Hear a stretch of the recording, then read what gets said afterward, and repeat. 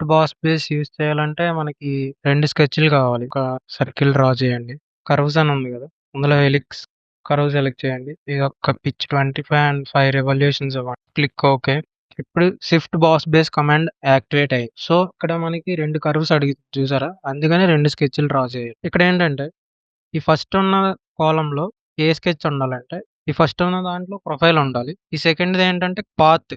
ఈ ప్రొఫైల్ పైనున్న ప్రొఫైల్ మీరు డ్రా చేసిన ప్రొఫైల్ ఏ పాత్ తీసుకొని మెటీరియల్ యాడ్ అవుతూ ఉండాలి. ఫర్ ఎగ్జాంపుల్ మీకు సర్క్యులర్ ప్రొఫైలే కావాలంటే మీకు ఈ ప్రొఫైల్ స్కెచ్ అవసరం లేదు. డైరెక్ట్‌గా ఇక్కడ సర్క్యులర్ ప్రొఫైల్ క్లిక్ చేసి ఇక్కడ పాత్ దగ్గర మనం గీసిన హెలిక్స్ కర్వ్ ఉంది కదా! ఆ కర్వ్ సెలెక్ట్ చేసుకుంటే సరిపోతుంది. సో, ఫర్ ఎగ్జాంపుల్ నాకు సర్క్యులర్ ప్రొఫైల్ ఇక్కడ నాకు కావాల్సిన ప్రొఫైల్ నేను డ్రా చేసుకున్నా.